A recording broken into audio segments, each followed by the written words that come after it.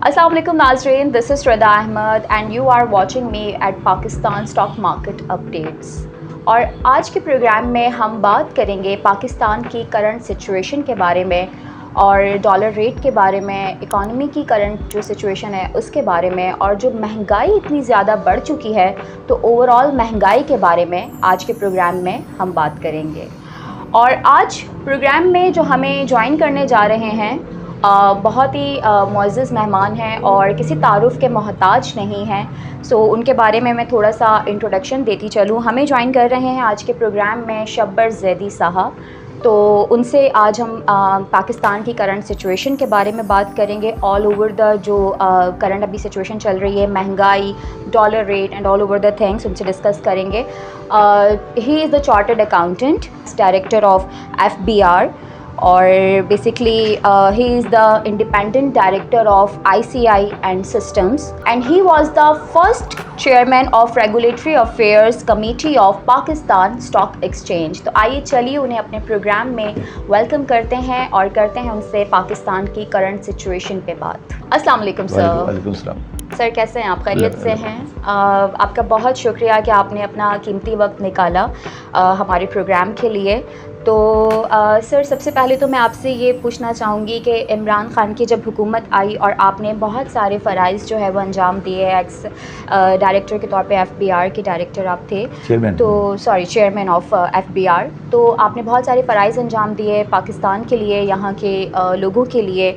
तो सर, अभी अगर दोबारा से यानी कि अगर इलेक्शंस होते हैं और हुकूमत चेंज होती है तो व्हाट डू यू थिंक कि इकॉनमी की क्या सिचुएशन होगी, कहाँ पर पहुँचेगी, क्या हालात होंगे? व्हाट डू यू से? थैंक यू वेरी मच, आपने मुझे मौका दिया। देखिए, बात ये कि हमारी जो पॉलिटिकल गवर्नमेंट्स हैं और हमारी इकनॉमी है वो जनरली एक पेज पे नहीं होती। और जब हम लोग भी पावर में आए थे 2018 में, तो एक लर्निंग पीरियड था और उससे हमें ये अंदाज़ा हुआ कि जो इम्प्लीमेंटेशन है ऑफ करेक्शंस वो बहुत मुश्किल है। अच्छा, और उसमें बुनियादी वजह ये है कि हम एक पार्लियामेंट्री डेमोक्रेसी चलाते हैं। मीन्स पार्लियामेंट्री डेमोक्रेसी का मतलब ये है कि 342 MNAs के साथ आपको डील करना पड़ता है। ठीक है। और उसके बाद बहुत सारे हमारे जियोपॉलिटिक्स और बहुत सारे हमारे सिक्योरिटीज़ के इश्यूज़ हैं। ये बहुत चैलेंजिंग तो उससे क्या होता है कि वो सारे इश्यूज़ जो हैं वो हमारी इकोनॉमिक प्रायोरिटी से क्लैश कर जाते हैं। तो हम जो करना चाहते हैं वो नहीं कर पाते। जैसे फॉर एग्जांपल, मैं जब स्टॉक एक्सचेंज में चेयरमैन था, मैं था चेयरमैन FBR का, तो मेरी ये कोशिश थी कि मैं मईशत को डॉक्यूमेंट करूँ। ठीक है। अब मईशत को डॉक्यूमेंट करना ज़रूरी है पाकिस्तान को इकोनॉमी को आगे जाने के लिए, मगर political compulsion, security compulsion, political backlash, जो ट्रेडर्स का बैकलैश, तो उससे क्या होता है कि आपका पूरा सिस्टम डिरेल हो जाता है। तो कोई भी बंदा, जो मैं समझता हूँ कि आप कह रही हैं गवर्नमेंट चेंज होगी तो गवर्नमेंट चेंज होने से कोई मौजज़ा हो जाएगा या कोई तब्दीली आ जाएगी, मैं नहीं समझता। हमारा जो स्ट्रक्चर है पूरा पाकिस्तान का, इसको पूरे को रिवैम्प होना है। मतलब आप समझें कि इस इमारत को मरम्मत की ज़रूरत नहीं है, अब इसको दोबारा बनाने की ज़रूरत है। ये इमारत आज की शक्ल में बहुत मुश्किल से चलेगी, क्योंकि जो आदमी, आपको लगता है ना, जब आप बाहर बैठ के कह सकते हैं कि यार ये क्यों नहीं किया, ये करना था, मगर जब आप उस जगह पे बैठते हैं ना, फिर आपको पता लगता है कि क्या कंपल्शन है जिसकी वजह से आप नहीं कर पाते। फॉर एग्जांपल, मैं आपको मिसाल देता हूँ। जब मैं चेयरमैन FBR था, मैंने अफ़गानिस्तान वाला जो ट्राइबल एरिया में स्टील की जो फैक्ट्रियाँ लगी होती हैं, ये जो उसकी स्टीलों की जो री रोलिंग की मिलें लगी हुई हैं, तो उनको मैंने कहा यार आप तो बिजली का बिल भी नहीं देते, आप सेल टैक्स भी नहीं देते, तो उनको आप उनके अंदर लेकर आए। जब मैंने उसको हाथ डाला तो मुझे पॉलिटिकल प्रेशर आ गया कि नहीं, अफ़गानिस्तान का इशू है, आप इनको छोड़ दें, अभी चलने दें, ट्राइबल एरियाज़ को हम डिस्टर्ब नहीं करना चाहते। तो फिर मैंने इमरान खान को यही कहा, मैंने कहा यार या तो आप ये कर लें या ये कर लें, ये नहीं हो सकता कि दोनों को साथ चलाएं। जब मैंने CNI वाली शर्त लेकर आया, ट्रेडर्स को झगड़ा हो गया, तो ट्रेडर्स ने यही कहा कि जी यार फिर आप या तो ट्रेडर्स की बात मान लें या हमारी बात मान लें। तो ये जो अगर हम ये समझते हैं कि पाकिस्तान में किसी हुकूमत के आने से कोई तब्दीली आ जाएगी, मैं नहीं समझता। तो ऐसा अच्छा, अब इसके दो सोल्यूशन हैं। एक सोल्यूशन तो ये है कि आप प्रेसिडेंशियल सिस्टम लेकर आएँ जहाँ पर उस बंदे को जो पावर में हो वो किसी असेंबली वाले को जवाब दे नहीं हो। ठीक है, प्रेसिडेंट है ना, ठीक है, मैं प्रेसिडेंट हूँ 5 साल के लिए, मुझे असेंबली से कोई जवाब नहीं देना। एक तरकीब ये है।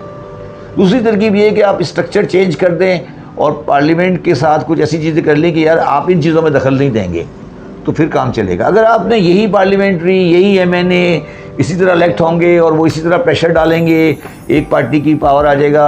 अब कुछ लोग कहते हैं कि इमरान खान 2/3 मेजोरिटी लेकर आएंगे तो वो शायद ज़्यादा अच्छा कर सके। मैं समझता हूँ 2/3 मेजोरिटी लेकर आ भी गए, अगर आ जाते हैं फॉर आर्गूमेंट सेक, तो भी वो उनके जो अपने एमएनएज एमपीएज हैं उनके अपने बड़े इंटरेस्ट होते हैं, वो नहीं चल सकता ये सिस्टम।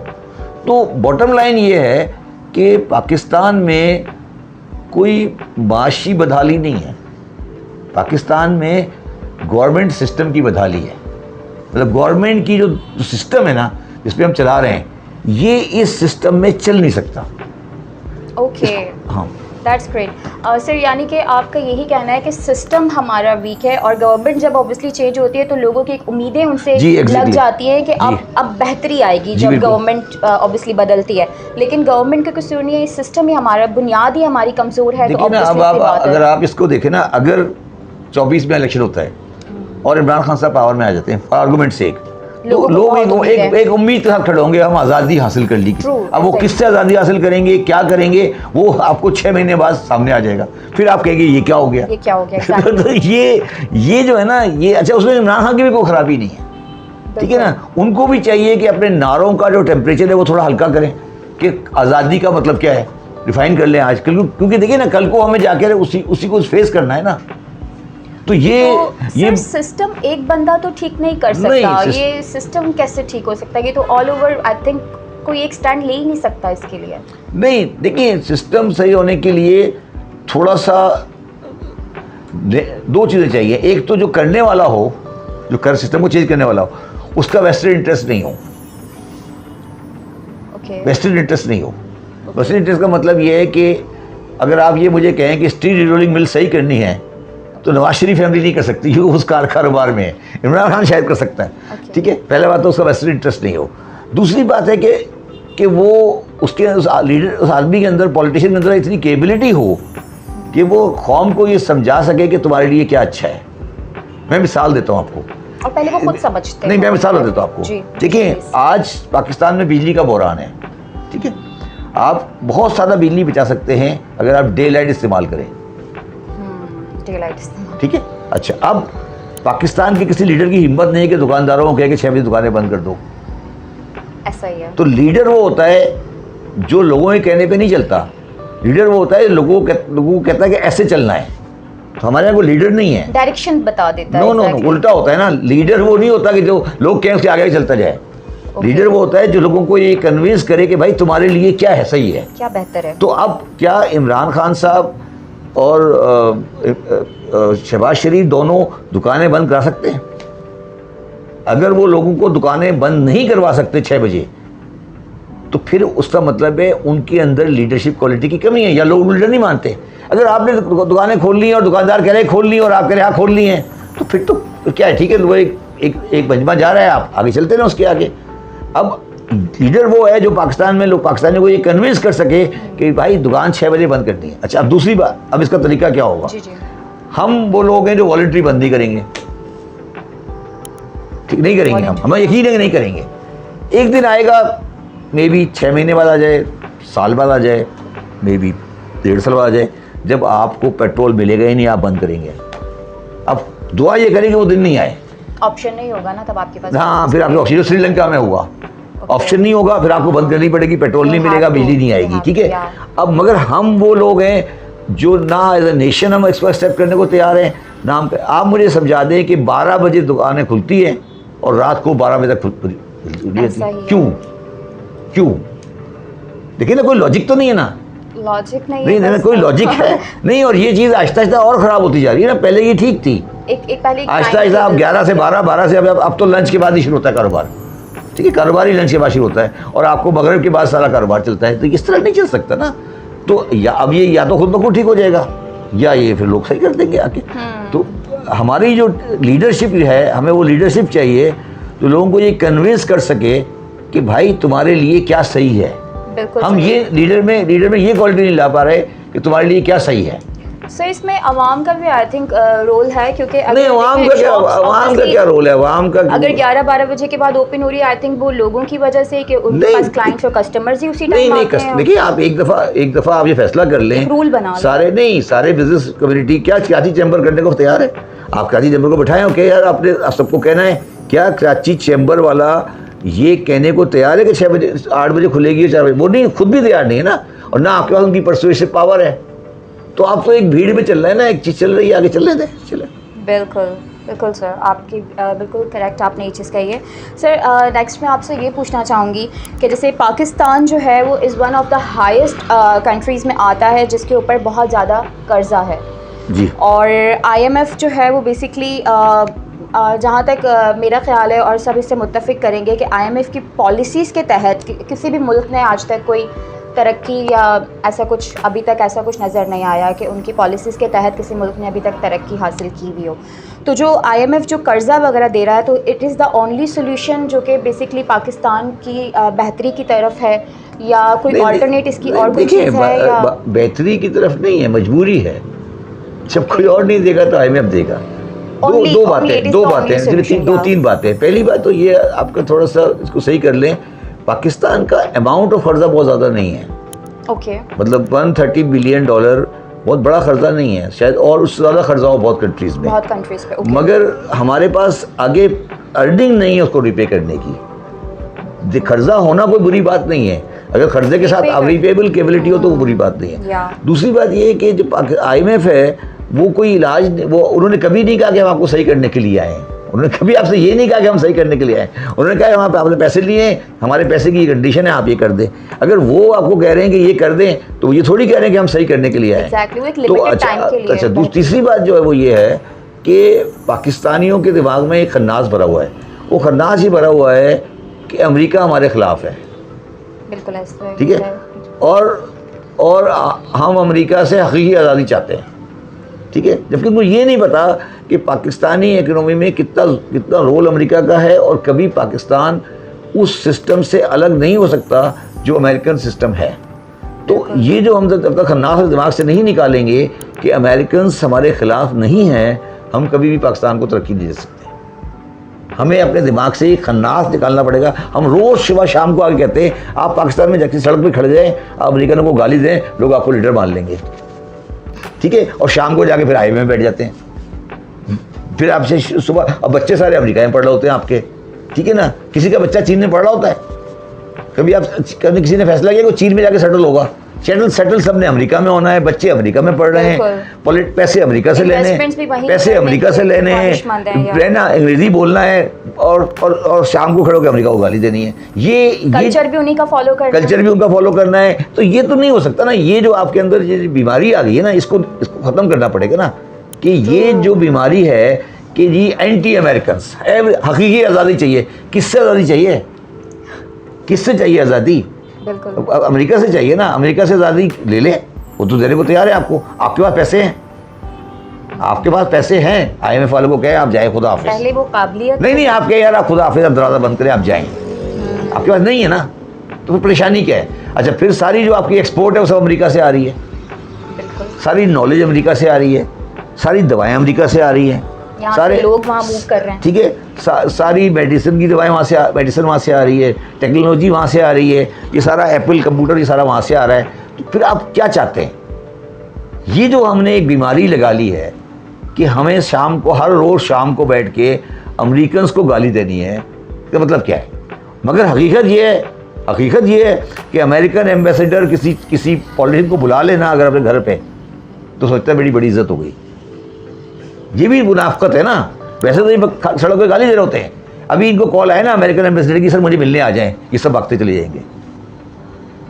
तो ये मुनाफकत खत्म करें ना, ये बुनियादी मसला है पाकिस्तान। नहीं, आप रोज शाम को खड़े गाली दे रहे होते ना, तो फिर आप उस पर स्टैंड लें जो आप नहीं स्टैंड ले नहीं सकते ना। आपके पास ज़रूरत नहीं है ना स्टैंड लेने की। Exactly. 10 लाख से पाकिस्तानियों का तकरीबन मेरे हिसाब से इस वक्त, एग्जैक्टली तो नहीं कह सकता, मेरे ख्याल से पाकिस्तानी ओरिजिन जो अमेरिकन्स हैं, जो पाकिस्तानी ओरिजिन अमेरिका में रहते हैं, मेरा ख्याल है 1 करोड़ से कम नहीं होगा। करोड़ नहीं होगा तो कम से कम 80-90 लाख तो होगा जो अमेरिका में पाकिस्तानी रहता है। जो पाकिस्तानी ओरिजिन बच्चे पैदा हो गए, 3 जनरेशन हो गई हैं कनाडा अमेरिका में। अब आप उनसे क्या चाहते हैं? चाहते क्या है हम? आपका कोई जानने वाला चाइना में रहता है? किसी का कोई जानने वाला चाइना में रहता है? ये क्या बीमारी है? इसको ख़त्म करें पहले तो इसको ख़त्म करने की। और वो ये सब चीज़ें मल्टीप्लाई होती है ना। ये सारे लीडर्स के सब बच्चे अमेरिका में रहते हैं, फिर ये कहते हैं अमेरिका से एडमिशन नहीं लेंगे हम। और लोग मूव करने की ख्वाहिशमंद है, अभी भी इसलिए इसलिए ख्वाहिशमंद है कि एक अच्छी सोसाइटी है। कौन जाता है बुरी सोसाइटी में? बुरी सोसाइटी में कौन जाता है? अच्छी सोसाइटी में जाते हैं ना। वहाँ का कल्चर, वहाँ का कानून, जो भी है, अच्छा बुरा जैसा भी है, तो आप जाते हैं ना, तो आगे चलें जी। बिल्कुल।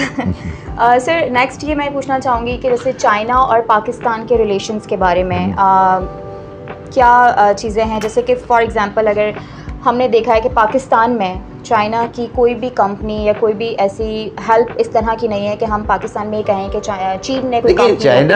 चाइना का जो मॉडल ऑफ बिजनेस है ना, वो मुख्तलिफ है। आप स्टॉक एक्सचेंज में बैठे हैं, आप मुझे बता दें एक भी चाइनीज ओन कंपनी है? और हम वो बेवकूफ़ हैं कि एक भी चाइनीज ओन कंपनी नहीं है और स्टॉक एक्सचेंज चाइनीज़ को बेच दिया हमने।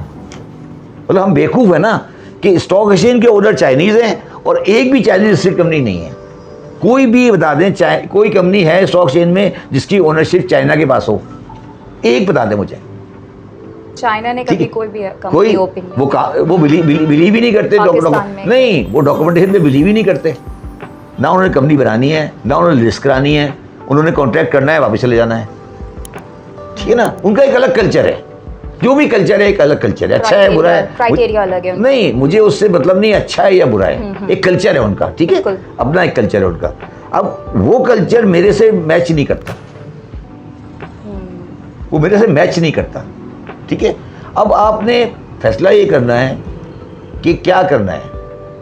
मैं लाइटर नोट पे हमेशा लोगों को कहता हूँ कि पाकिस्तानियों की बड़ी ख्वाहिश है कि किसी तरह से अमेरिका चाइना में जंग हो जाए तो हम 4 पैसे पकड़ लें। ये हमारी बड़ी दिली ख्वाहिश है कि हम दरमियान में कुछ सौदे में कोई 4 पैसे पकड़ लें। ये कभी नहीं होगी ज़िंदगी में जंग, ये याद रखिएगा। अमेरिका चाइना की कोई जंग अगर होगी भी तो आपकी वजह से नहीं होगी, किसी और वजह से हो जाएगी। आपको कुछ नहीं मिलने वाला इसमें, कोई फ़ायदा नहीं है। नहीं, हमारी तो, अगर मैं आपको यकीन से कहता हूँ कि अगर कल को ये ऐलान हो कि अमेरिका चाइना में जंग हो ना, पाकिस्तान में लोगों की एकदम शादियाने बजेंगी। हम तो पता है ये सोच रहे हैं, हम क्या सोच रहे हैं, हम ये सोच रहे हैं कि सिंगापुर वाला रास्ता बंद हुआ चाइना का, तो ये ट्रेड ग्वादर से होगी। ये है ना हमारे दिमाग में, ये सारे चाइनीज ट्रक आएंगे और ये सब जाया करेंगे यहाँ से। हमने बच्चों के दिमाग में ये एक सीपैक बिठा दिया ना कि यहाँ से ट्रक आएंगे, चाइनीज़ की कारोबार सारा होगा। अब ये कब होगा ना, ये मतलब मैं आपको यकीन कहता हूँ, मेरी तो खैर ज़्यादा उम्र है, आपकी ज़िंदगी में भी नहीं होगा, ये कभी नहीं होगा, कभी भी नहीं होगा। तो देखिए ना, चाइना का एक बहुत बड़ा मुल्क है, उनकी एक बहुत बड़ी इकोनॉमी है। वो आपकी कंसिडरेशन की वजह से अपनी इकोनॉमी के पैरामीटर्स चेंज नहीं करेंगे, नहीं कर सकेंगे। अगर अमेरिका चाइना की जंग होगी तो होगी, उसमें आपको 2 पैसे नहीं मिलेंगे। ठीक है, तो चाइना का एक, पाकिस्तान चाइना ट्रेड का एक अलग सब्जेक्ट है, उसको आप अमेरिकन के साथ मिक्स नहीं करें। पाकिस्तान में इकोनॉमी का रिलेशन हमेशा अमेरिका के साथ रहेगा। ट्रू। सर जैसे कि हम पाकिस्तान स्टॉक मार्केट अपडेट्स के चैनल से ऑब्वियसली हमारा प्रोग्राम कर रहे हैं, and you were the first chairman of regulatory affairs committee of Pakistan stock exchange. तो मैं आपसे पूछना चाहूँगी कि स्टॉक मार्केट के हवाले से अगर आप अपने रिव्यूज़ देना चाहते हैं। स्टॉक मार्केट में ना देखें, आपका स्टॉक मार्केट 2 मार्केट्स होती है बेसिकली। एक मार्केट होती है जो ट्रेडिंग कर रही होती है, फिर आप करें ट्रेडिंग, कोई मतलब नहीं है। एक मार्केट को ऐसा काम करना चाहिए कि जिससे कंपनीज को ये इंसेंटिव हो गया वो अपने आप को लिस्ट कराएं। ओके, मतलब मार्केट की कोशिश ये होनी चाहिए कि लोग कंपनियां लिस्ट कराएं, कंपनीज लिस्ट। ओके, ठीक है। मैं आज जितने भी लोग मेरे पास आते हैं उन्हें कहता हूं कि अपनी कंपनी लिस्ट जो करना चाहते हैं लिस्ट करना, उन्हें कहता हूँ लिस्ट नहीं कराओ, और जो लिस्टेड है उन्हें कहता हूँ डीलिस्ट कर लो।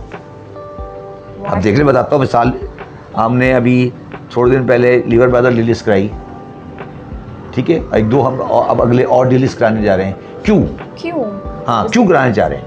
एक तो वो उनकी इंटरनेशनल है, दूसरी हमें कोई लिस्टिंग का कोई एडवांटेज नहीं है। देखिए लिस्टिंग लोग क्यों करते हैं? लिस्टिंग लोग इसलिए करते हैं कि उनको नहीं चीप कैपिटल मिल जाए, लोन बोरो नहीं करना पड़े, बाजार से लोन महंगा पड़ता है, कैपिटल बाजार से रेस कर सके। तो आप तो stock exchange as a body, stock exchange as a community, वो इस बात पे इंटरेस्टेड नहीं है कि लिस्ट कंपनियां, नई कंपनियां लिस्टेड हों। जो जाते हैं अपनी प्रॉफिट के ऊपर बात करके आ जाते हैं टैक्स की।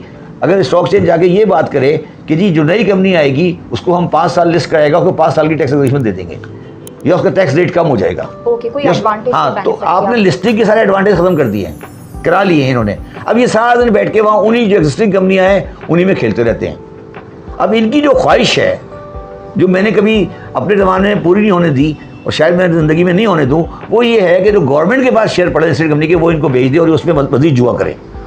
तो ये नहीं हो सकता कि जो ओजीडीसी के शेयर जो हैं वो बिक जाएं, पीआईए के शेयर बिक जाएं, वो नहीं हो सकता। अब इनकी ख्वाहिश है कि जो अब पैसे गवर्नमेंट डीलिस्ट करे अपनी होल्डिंग और थोड़ा मार्केट बड़ी हो जाए।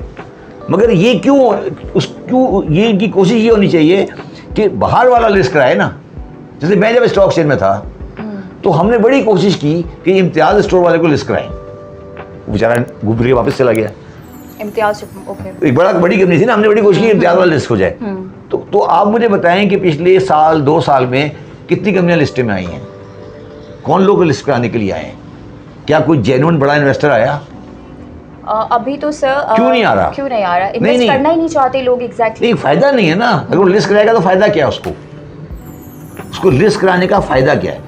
दूसरी बात यह है कि जो इन लोगों को एक बात समझ नहीं आती कि जो लिस्टेड कंपनी है उसकी जो अकाउंट्स होता है वो इतना मोटा होता है, कागज कागज कागज कागज कागज कागज, ये कंप्लायंस, वो कंप्लायंस, ये कंप्लायंस, वो कंप्लायंस, वो रिपोर्ट, ये वाली रिपोर्ट। तो मैं अगर कारोबार कर रहा हूँ, मैं कहता हूँ भाड़ में जाओ, मुझे क्या ज़रूरत है, मैं अपनी अपना कारोबार आराम से करूँ, मुझे क्या ज़रूरत है कि मैं लिस्ट कराऊँ, स्टॉक एक्सचेंज की 5000 रिक्वायरमेंट को पूरा करूँ, फिर कॉर्पोरेट लॉ की 50,000 रिक्वायरमेंट को पूरा करूँ। फ़ायदा मुझे कुछ है नहीं, इतनी मोटी कंप्लायंस है, बाहर स्टॉक SEBI की रेगुलेशन है, तो कोई इंसेंटिव नहीं है ना। अच्छा, अब जब इंसेंटिव नहीं है और स्टॉक मार्केट इतनी सी रह गई, ठीक है।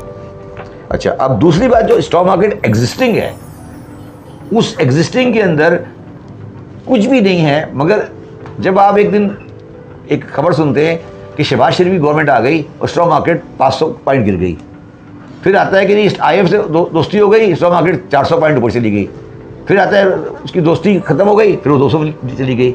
मैं ये पूछ रहा हूँ कि ये 200 पॉइंट 300 पॉइंट इस खबर से चलती है, क्या मतलब क्या है इसका? तो फिर स्टॉक मार्केट का ताल्लुक तो फिर ऐसा लगता है कि जिसका ताल्लुक कंपनियों के पोटेंशियल से नहीं है।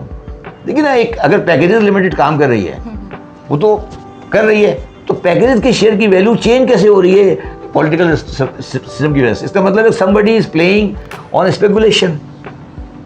कंपनी की वैल्यू तो अंडरलाइंग बेसिस पे होनी चाहिए ना, उसमें कंट्री की पॉलिटिकल स्टेबिलिटी का कितना फैक्टर है, वो गलत है ना। तो इसका मतलब है जिन बेसिस पे आपने शेयर्स को रखा हुआ है। तीसरी बात जो स्टॉक एक्सचेंज का मसला है कि हम लोगों ने जो मार्केट में शेयर है वो एक्चुअली बहुत कम है, 5%, किसी का 10%, किसी का 20%, 15%। तो रियली कोई कंपनी जिसका एक्चुअली मार्केट में शेयर्स हैं वो है ही नहीं। तो एक मार्केट के लिए, बाजार के लिए तो बाजार की सारी फैसिलिटी होनी चाहिए ना। बिल्कुल, तो ही तो लोग देखिए ना, करेंगे। अब रिलायंस का जो ग्रुप है, जो इंडिया में रिलायंस ग्रुप है, उसके इतने शेयर होल्डर हैं कि उनकी AGM स्टेडियम में होती है, उनकी AGM, ठीक है ना। तो आप क्यों नहीं करते? लास्ट बात यह है कि हमारे मुल्क के रेगुलेशन में एक ब्रोकर इन्वेस्टर भी हो सकता है, ठीक है। और हमारे मुल्क में हमने 5-6 स्टॉक मार्केट के क्लैप्स देखे हैं, 2008 में हुआ था बाद। तो जब स्टॉक मार्केट क्लैप्स होते रहे ना, तो आप समझे कि एक दफ़ा क्लैप्स होगा ना तो इन्वेस्टर कॉन्फिडेंस अगले 20 साल के लिए खत्म हो जाता है। ट्रस्ट लेवल आपका नहीं, खत्म हो जाता है। वो कहता है यार मुझे नहीं इस पे जाना, कल को मैं चले जाऊंगा। अब पता नहीं, मैं तो मेहमान नहीं हूँ, मगर जो मेहमान है उनकी यहाँ एक सेइंग है कि स्टॉक मार्केट जो है वो बेटी का घर है, यहाँ से आप दे के निकलते हैं, लेके नहीं निकलते। आप नेट में लॉस, जो बाहर वाला है ना, बाहर वाला जो आता है वो हमेशा नेट में लॉस करके जाता है और अल्टीमेटली फायदा ब्रोकर का होता है। ये एक सेइंग है मार्केट में। सर मीन्स कि आपका जो ड्यूरेशन था, टाइम पीरियड था पाकिस्तान स्टॉक एक्सचेंज में, तो you were not like highly satisfied, और मतलब नहीं आपका कैसा रहा? नहीं सेटिस्फाइड थे, इसके ये जो मैं बातें कर रहा हूँ ताल्लुक उससे नहीं है। मैं ये कह रहा हूँ ये तो स्टॉक मार्केट के जनरल इश्यूज है ना, जनरल इश्यूज हैं, और ये सेटल करना है ना हमें। हम एक पर्सनैलिटीज के बेसिस पर, अपने माइंड सेट के बेसिस पर कि नहीं मेरा ये माइंड सेट है, मैं इस ग्रुप का हूँ, मैं वो ग्रुप का हूँ, मैं ये चाहता हूँ, ये तो सब इररिलेवेंट है ना। आप मैं तो ये देख रहा हूँ ना, कराची स्टॉक एक्सचेंज एक वॉलेट, एक एक्टिव मार्केट होना चाहिए ना। आज तो ऐसा लगता है कि कोई गवर्नमेंट की बैरिक गैरिजन है, इधर पुलिस वाला, उधर पुलिस वाला, इधर से ये, तो आप तो एक एक्टिव मार्केट होनी चाहिए ना, एक्टिव मार्केट जो मतलब जिसमें पब्लिक आए, कॉन्फिडेंस लोगों का हो, और ये जो वॉलेटिलिटी है, सेटिस्फैक्शन हो, ट्रस्ट हो ऑब्वियसली। दूसरी बात ये है कि शायद आपको ये पता होगा शायद कि हमारी मार्केट की जो ट्रेडिंग है वो one of the highest in the world है। मतलब जो सौदे होते हैं ना, साइज बहुत छोटा है, तो ट्रेडिंग बहुत होती है उस साइज में। इसका मतलब है कि वो लोग आपस में वो ट्रांजैक्शंस हो रही है, I mean, वो लगातार हो रही है। उसकी अंडरलाइंग रीजंस क्या है वो हमें समझ नहीं आती, लेकिन वो स्टॉप नहीं होता, वो चलता रहता है। और आखिरी बात जो है वो ये है कि जो करेंसी का जो मार्केट है, जो लोन का मार्केट है, जिसपे इंटरेस्ट रेट मार्केट, बाजार में पैसा मिलता है, उस बाजार के पैसे का ताल्लुक स्टॉक मार्केट के साथ हो गया है।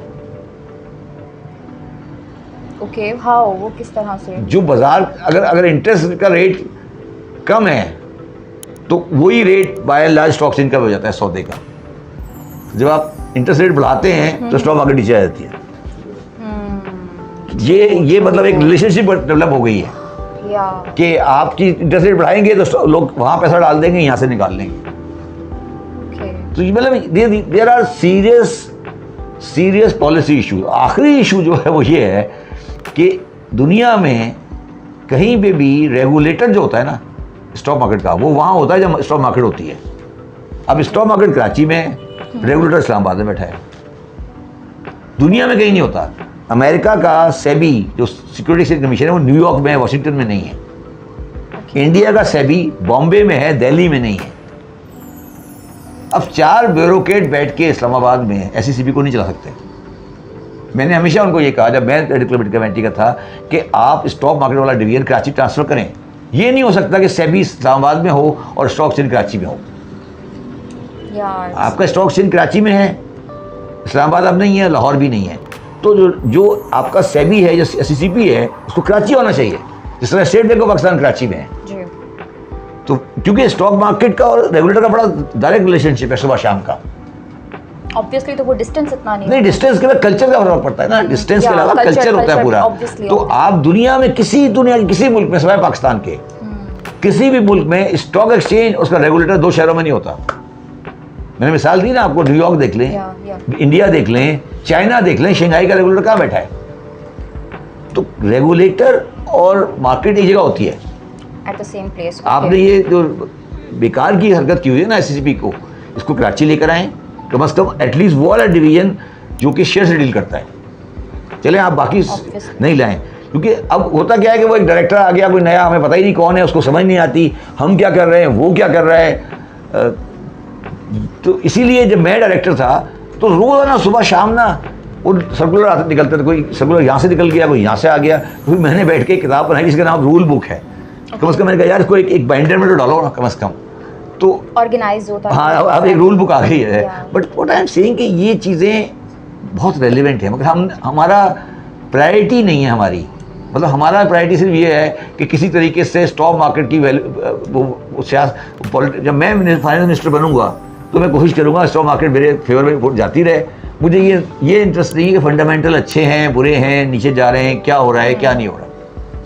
जी, बहुत ज़बरदस्त बात की है सर आपने। और बाकी फर्दर मैं आपसे ये पूछना चाहूँगी कि यही आई थिंक रीज़न है जिसकी वजह से पाकिस्तान में बहुत सारे इन्वेस्टर्स जो है वो बाहर इन्वेस्ट करने में इंटरेस्टेड हैं, और पाकिस्तान में अपने मुल्क में इन्वेस्ट करने को कोई भी इंटरेस्ट नहीं लेता। देखिए, अगर आज आप पाकिस्तानी इन्वेस्टर को अलाउ कर दें कि वो डॉलर में बाहर इन्वेस्ट कर सके तो स्टॉक मार्केट बंद हो जाएगी। ये तो सिर्फ इसलिए खेल रहे हैं क्योंकि रुपी है और डॉलर का इन्वेस्टमेंट अलाउड नहीं है। अगर आप ये कह दें कल से कि कल से आप पाकिस्तानी बॉम्बे स्टॉक एक्सचेंज में इन्वेस्ट कर सकता है, ओके, तो ये बंद हो जाएगी शाम तक। इसलिए ये सिर्फ इसमें खेल रहे हैं कि पैसा रुपए में है और इनके पास डॉलर नहीं है इन्वेस्टर के पास। अगर ये कभी इंटरनेशनलाइज हो गई ना तो ये बंद हो जाएगी। इसलिए इसको चाहिए कि ये अपने आप को सही करे। पाकिस्तान एक बड़ा मुल्क है जी, जो लोग अफोर्डेबल हैं वो डेफिनेटली यहाँ कोई पाकिस्तान एक बड़ा मुल्क है। पाकिस्तान की हर कंपनी अच्छी चल रही है, पाकिस्तान में हर कारोबार अच्छा चल रहा है, पाकिस्तान में कोई परेशानी नहीं है कारोबार को। पाकिस्तान से प्रॉब्लम है, पाकिस्तान की गवर्नमेंट से प्रॉब्लम है, पाकिस्तान से कोई कारोबार को कोई प्रॉब्लम नहीं है, सिस्टम से प्रॉब्लम है, पाकिस्तान की गवर्नमेंट सिस्टम से प्रॉब्लम है, पाकिस्तान के रेगुलेटरी सिस्टम से प्रॉब्लम है। ठीक है ना। आप मुझे बताएं कि कोई बंदा आज स्टॉक एक्सचेंज में क्यों नहीं आ रहा? इसलिए नहीं आ रहा कि वो ये देख रहा है कि यार मुझे इसमें आने में नुकसान क्या है और नहीं आने में फायदा क्या है। बिल्कुल, फायदा नुकसान सबसे पहले कोई भी इन्वेस्ट करने से पहले यही चीज देखेगा कि मेरा फायदा कंपनी नहीं आ रही ना, कंपनीज नहीं आ रही, ठीक है। तो ये इस तरह ये नहीं, ठीक है चलता रहेगा, छोटा सा एक है। देखिए एक और चीज भी याद रखें, दुनिया की जो स्टॉक मार्केट होती है ना, वो उस इकोनॉमी का बड़ा परसेंटेज डील करती है। बिल्कुल। आज इकोनॉमी का कितना परसेंटेज है जो स्टॉक एक्सचेंज में कोटेड है पाकिस्तान में? वो इकोनॉमी का बड़ा छोटा परसेंटेज है। मतलब अगर आप पूरी इकोनॉमी का साइज देखेंगे तो उससे बहुत थोड़ा साइज है हमारा। तो हमारा जो साइज है वो बड़ा नहीं हो रहा है स्टॉक मार्केट का, उसे हमें साइज को बड़ा करना है बाय इंक्लूडिंग मोर कंपनीज। और रीजंस यही हैं जो आपने पहले एक्सप्लेन किए हैं। हाँ, तो अब आप गवर्नमेंट की होल्डिंग्स को डाल लें, क्या फर्क आप देख लें। 15 से 20 साथ कम होगा, ये लोग बेहतर जा सकते हैं। 50 शेयर होंगे शायद, 50 जिनमें कारोबार होता है, बाकी सब 50 शेयर में हो रहा है जो कुछ हो रहा है। 50-100 होंगे शायद, इससे ज़्यादा नहीं है। वही शेयर हैं जो बिकते खरीदते रहते हैं, तो उसी में आगे पीछे हो रहा होता है। ओके सर, अभी जैसे इंपोर्ट जो है वो रोक दी गई है, होल्ड पर है, तो इसके short term and long term इसके प्रोज एंड कॉन्स क्या हैं? इंपोर्ट तो मजबूरी में रोकी है, पैसे नहीं है, मगर इंपोर्ट रोकने से चल नहीं सकता। अभी देखते हैं क्या होता है, क्योंकि अल्टीमेटली एक सस्टेनेबल इंपोर्ट तो है ना जिसके बाद अब उससे कम तो आप नीचे जा नहीं सकते। तो ये तो एक टेम्परेरी फेज है, लेट्स सी व्हाट हैपेंस।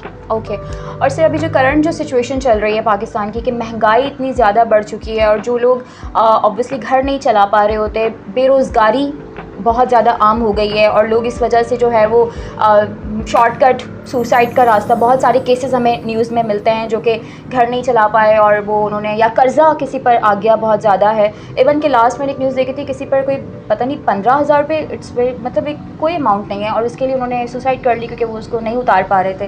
तो इसके पीछे कौन कसूरवार है और ये महंगाई कैसे कंट्रोल हो सकती है? अभी पाकिस्तान में वो पोजीशन नहीं आई है कि हम उस डेप्रिवेशन में चले जाएं, बट जब आप एक बड़े लॉन्ग टर्म से इकोनॉमिक में रियल ग्रोथ नहीं कर पा रहे हैं, रियल ग्रोथ नहीं हो रही है, साइज नहीं बड़ा हो रहा, तो फिर ये अनएम्प्लॉयमेंट का इशू आएगा, सब चीज़ों का इशू आएगा।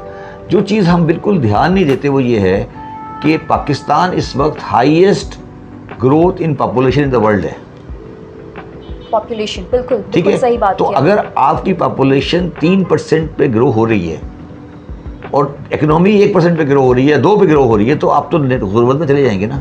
बिल्कुल। दुनिया में किसी मुल्क की पॉपुलेशन 3% पे ग्रो नहीं हो रही इस वक्त, सिवाय पाकिस्तान और नाइजीरिया के। बिल्कुल। ठीक है, तो आपका पहला जो ऑब्जेक्टिव है वो पॉपुलेशन कंट्रोल है। फैमिली में कमाने वाला एक वो आप नहीं कर रहे ना, वो आप नहीं कर रहे। 2 इशू है, एक तो पॉपुलेशन कंट्रोल नहीं कर रहे, और पॉपुलेशन के अंदर जो फीमेल है उसको काम नहीं करने दे रहे। ये भी बहुत तो आपने गिलगित-बल्तिस्तान में जाके स्कूल को आग लगा दी लड़कियों के, तालीम नहीं उनको नहीं। तो अब ये सारी चीज़ें तो फिर करें ना, आप जाके स्टॉक चेन में जो सहन के अंदर टेंट लगता है, जो नमाज होती है उसमें देखें सारे बड़े लंबी लंबी दाढ़ी वाले हैं, मगर वो आबादी के बारे में कोई बात नहीं करते। ठीक है ना। तो ये जो आपका जो कल्चर आ गया है, जिसमें आप हम इसको ऑब्स्क्यूरेंटिस्ट कल्चर बोलते हैं, जिसमें आप कोई भी अच्छी बात को नहीं चलने दे रहे, पोलियो की वैक्सीन आप नहीं लगने दे रहे, आप पॉपुलेशन कंट्रोल आप नहीं करने दे रहे, तो कैसे आप कंट्री को आगे चलाएंगे? ये जो चीज़ें हैं ये मरवा रही है ना पाकिस्तान को। बाकी तो कोई प्रॉब्लम ही नहीं है पाकिस्तान में। क्या प्रॉब्लम है? कोई मसला नहीं है पाकिस्तान इसके लिए। बिल्कुल। मसला ये है कि जो हमारे ऊपर एक सवार हो गया ना, जिस वो चीज़ों का हमने उसको एक कल्चर बना लिया है, उस कल्चर को आप नहीं सेटल कर पा रहे ना। वो कल्चर आपके सिस्टम को नहीं सही होने दे रहा, सिस्टम सही नहीं होता तो पूरा कारोबार ठीक होता है। एक स्पाइरल बन गई है ना ये। और वो करना पड़ेगा। अगर ये आप बेहतर है अपनी मर्जी से कर दें, अगर अपनी मर्जी से नहीं करेंगे तो ये खुद ब खुद हो जाएगा। फिर ये वो चीज़ हो जाएगी जो श्रीलंका में हुई, फिर वो चीज़ हो जाएगी जो, तो ये देखिए क्या होता है। बट पब्लिक एट लार्ज बिल्कुल तैयार है एक तब्दीली के लिए, तो तैयार है। जब ये तब्दीली आएगी तो कोई अगर आगे आया बंदा जो गर्दनें काटने में तैयार होगा तो लोग कहेंगे हाँ काटो, मतलब उस करप्शन वालों की काट दो। मतलब लोग इतना फ्रस्ट्रेटेड हो चुके हैं। हाँ, एक आएगी तो एक दिन कर देंगे। देखिए पाकिस्तान को टेस्ट करना है ना आपने, तो एक काम करें, सिर्फ 2 घंटे के लिए पेट्रोल बंद कर दें, देखिए कि एकदम आधे घंटे में, 2 घंटे में ठीक हो जाएंगे सारे। इन्होंने कभी बुराई नहीं देखी, पाकिस्तानी ने कभी बुराई देखी नहीं है। आप इनकी गाड़ियों के पेट्रोल बंद करें 2-3 दिन के लिए, फिर देखें ये कैसे सही होते हैं। क्योंकि इनको ना कभी इनको एहसास ही नहीं है कि कोई ऐसा टाइम भी आएगा पेट्रोल नहीं मिलेगा। सर ये एक्चुअली लास्ट जब पेट्रोल की कीमत बढ़ गई थी तो लोगों ने उस पे एहतजाज नहीं, कोई एहतजाज नहीं किया, इवन के लंबे मैं कह रहा ना, आप इसलिए आप कीमत को अगर कीमत को आप 2 गुना भी कर देंगे, पेट्रोल की कंजम्पशन नहीं बढ़ेगी, कम होगी पाकिस्तान में जनरली। आप पेट्रोल को बंद करें 3 दिन के लिए, देखेंगे सब ठीक हो जाएंगे, ठीक हो जाएंगे। फिर आपको एहसास होगा कि पाकिस्तान का रिएक्शन टाइम क्या है। आपने कभी पाकिस्तानियों के साथ टेस्ट, कौन ठीक हो जाएंगे? लोग ठीक हो जाएंगे, जो हवा नहीं, जो बंदे पाकिस्तान की शिकायत कर रहे हैं ना आज कि पाकिस्तान खराब हो रहा है, वो ठीक हो जाएंगे। हुकूमत नहीं, गाड़ियां सब बड़ी गाड़ियां सब ठीक हो जाएंगे, ये सब ठीक हो जाएगी। पाकिस्तान का आम आदमी तो बेचारा बस में सफर कर रहा है, उसके लिए कोई परेशानी नहीं है। Exactly. जो बड़ी गाड़ियां हैं वो आप 2 घंटे के लिए कह दें कि कल 2 घंटे के लिए पेट्रोल नहीं मिलेगा, तो आप देखिए क्या होता है इनके साथ। नहीं जाके पेट्रोल पंप पे सारे ड्राइवर लाइन में लगे होंगे। एग्जैक्टली, ठीक है ना, उनको वेट करना पड़ेगा। ये इसलिए कि ये इन्होंने कभी बुराई नहीं देखी, इन्हें ये आइडिया ही नहीं है पाकिस्तान के अशराफिया को कि नहीं पाकिस्तान का मसला क्या है। वो पेट्रोल 200 का भी ले लेंगे, 400 का भी ले लेंगे, लास्ट हुआ है ये होगा। तो इसकी वजह यही तो मैं समझा रहा हूँ कि गवर्नमेंट ने कभी उनके इंटरेस्ट को हाथ नहीं डाला है, खुल रहा है। ठीक है, आपने लॉ ऑर्डर की प्रॉब्लम है, आपने 2 गार्ड रख लिए, स्टॉक एक्सचेंज वाले यही कर रहे हैं ना, पूरा यहाँ से लेके सिक्योरिटी लगी हुई है। ठीक है, ये नहीं करती, ये काम, इस पे काम नहीं हो रहा कि यार सिक्योरिटी को इम्प्रूव करो, ना कि आप अगर 5000 गार्ड भी रख लेंगे जी, अगर 5000 गार्ड भी रख लेंगे स्टॉक एक्सचेंज के आसपास, और अगर लियारी पे बदअमनी है तो फिर भी मसला हल नहीं होगा। जो लियारी स्टॉक के पास है, अगर आप जितनी मर्जी सिक्योरिटी कर लें, सिक्योरिटी जितनी tight, security is not the answer. ये माइंडसेट चेंज करना है ना, सोल्यूशन नहीं है ये सोल्यूशन नहीं है ना आपका, ये सोल्यूशन गलत सोल्यूशन कर रहे हैं ना। ये सारी चीजें ये मिडिल ईस्ट से सीख कर आए, ये सारी चीजें ये मिडिल ईस्ट से सीख के आए, ये सारा अरबी कल्चर है। अच्छा सर, एक और प्रॉब्लम भी है कि लॉन्ग टर्म सॉल्यूशंस की तरफ कोई नहीं सोचता, लोग अवाम भी इवन शॉर्ट टर्म की तरफ है, शॉर्ट टर्म सॉल्यूशन। मेरी एक बात सुनिए, देखिए कोई, हम कह रहे हैं नहीं सोचता, ये गलत बात है। कोई आदमी अपनी करेक्शन के लिए नहीं सोचता जब तक वो मजबूर नहीं हो जाए। हमने पाकिस्तान की एलीट को कभी मजबूर नहीं किया कि वो करेक्शन के लिए सही हो, बिल्कुल सही, क्योंकि वो जो रूलर है वो एलीट का ही हिस्सा है। बिल्कुल सही, ठीक है, तो वो खुद भी पजारे में उतर रहा है, वो खुद के पैसे नाजायज़ हैं, तो वो कैसे सही किसी के पैसे नाजायज़ के बारे में बात करेगा। तो इसलिए जब तक आप इस चीज़ को सही नहीं करेंगे, मगर अब जो पोजीशन हमारी आ गई है जी, अब ये शायद खुद ब खुद हो जाए। एक करंट सिचुएशन की आप बात, हाँ, मतलब आगे जिस तरह पाकिस्तान के हालात जा रहे हैं। मैं आपसे शुरू बात इसलिए भी की थी ना कि अगर आप ये समझ रही हैं कि 24 के इलेक्शन के बाद पाकिस्तान में कोई तब्दीली आ जाएगी, तो मैं इससे बिल्कुल डिसएग्री करता हूँ, बिल्कुल ब्लैंक। सर आपने स्टार्ट में ये बताई भी थी, एक्सप्लेन भी किया था कि ये गवर्नमेंट का मसला नहीं है, ये सिस्टम का ही मसला है। तो अगर आप ये समझ रहे हैं कि 24 में गवर्नमेंट आएगी और वो तब्दीली कर देगी, या कोई मुआवजा हो जाएगा, कैसे मुआवजा हो जाएगा, कैसे मुआवजा हो जाएगा? अभी तक ये तो फैसला हुआ नहीं कि वजीराबाद में गोली कहाँ से चली थी, FIR दर्ज हुई नहीं, 5 दिन हो गए, ठीक है ना, आप सबके पास कैमरे हैं, सबके पास चीज़ें हैं, सबके पास, तो इसका मतलब है सिस्टम में कहीं वीकनेस है ना। कहीं वीकनेस है, बिल्कुल, totally agree. Thank you so much sir for your precious time, और बहुत ज़बरदस्त डिटेल में बात हुई है, आपके साथ बात करके बहुत अच्छा लगा। इन द लास्ट मैं सिर्फ ये चाहूँगी कि वैसे आपने अपनी बातों के दौरान बहुत सारे मैसेजेस दिए थे गवर्नमेंट के लिए और आवाम के लिए, लेकिन एक स्पेसिफिक मैं चाह रही हूँ कि आप हमारी आवाम के लिए कोई मैसेज देना चाहते हैं, यूथ के लिए और प्लस गवर्नमेंट के लिए। देखिए, मेरा व्यू ये है कि पाकिस्तान में बिज़नेस को, कारोबार को, प्रोफेशन को कोई प्रॉब्लम नहीं है। पाकिस्तान में प्रॉब्लम ये है कि वो हम सिस्टम के सामने रेजिस्ट नहीं करते, और उसको रेजिस्ट करें, क्योंकि अल्टीमेटली 20 करोड़ की आबादी का मुल्क है, कोई कहीं नहीं जा रहा, ये यहीं रहेगा, किसी को कोई परेशानी नहीं है, और जोग्राफीज़ जो होती हैं वो कभी तब्दील नहीं होती इस तरह से। तो प्रॉब्लम ये है कि जो असल मसला है कि आप आम आदमी को तालीम, सेहत और वो नहीं दे रहे, ये सारे जो चीज़ें हैं वो असल मसले को के सामने एक स्मोक स्क्रीन क्रिएट करने के लिए हो रही हैं। और वो मेरा अपना ख्याल है कि जिस तरह से पाकिस्तान में तब्दीली आ रही है, उस सेंस में तब्दीली, उस सेंस में नहीं, सियासी की बात नहीं कर रहा, अब आपको बिल्कुल हर जगह की इंफॉर्मेशन मौजूद है, आपके पास, हर एक के पास ऐप्स है, तो अब बहुत अरसे तक आप चीज़ों को रोक नहीं सकेंगे, और एक अच्छा माशरा इंशाल्लाह डेवलप हो जाएगा बहुत जल्दी, और कोई प्रॉब्लम नहीं है। बट हमें अपने सोच को चेंज करना पड़ेगा कि फॉर एग्ज़ाम्पल हम पॉपुलेशन प्लानिंग के ख़िलाफ़ जा रहे हैं, वो गलत है, पोलियो रोक रहे हैं, वो गलत है, लड़कियों को स्कूल को गिरा रहे हैं, वो गलत है। ये सब चीज़ें हमें सोसाइटी को कंडेम करनी पड़ेंगी। मतलब सोसाइटी इसको एक्सेप्ट करती जा रही है, रिट्रीट करती जा रही है। अगर रिट्रीट करते रहेंगे और एक्सेप्ट करते रहेंगे तो फिर तो कुछ नहीं होगा, ठीक है, फिर तो मजबूरी आ जाएगी। और मगर पाकिस्तान का मुस्तकबिल में कोई प्रॉब्लम नहीं है, कारोबार को कोई प्रॉब्लम नहीं है, स्टॉक एक्सचेंज को बहुत बड़ी पोटेंशियल है। अभी तो आप समझेंगे स्टॉक एक्सचेंज तो अभी खड़ा ही नहीं हुआ। 2 लाख अगर इन्वेस्टर है आपके पास, 2,50,000, ये तो 20 लाख या 25 लाख तो कोई मसला ही नहीं है, 50 लाख 20 लाख तो कोई इशू ही नहीं है। तो ये तो समझ लें कि ये बदकिस्मत है कि अपने आप को नहीं आगे एक्सपेंड कर पा रहे। तो बाकी ठीक है, बाकी इसको तो मेरा मैसेज ये है कि स्टॉक एक्सचेंज उस दिन सही हो जाएगा जिस दिन स्टॉक एक्सचेंज के हिसाब से सिक्योरिटी हटा दें। अगर इनके अंदर इतनी हिम्मत है कि ये पब्लिक के सामने हॉल खोल सकते हैं, फिर तो चलेगा। अगर ये सिक्योरिटी के साथ बैठना चाहते हैं तो फिर स्टॉक एक्सचेंज नहीं चल सकता, क्योंकि this shows the mind set.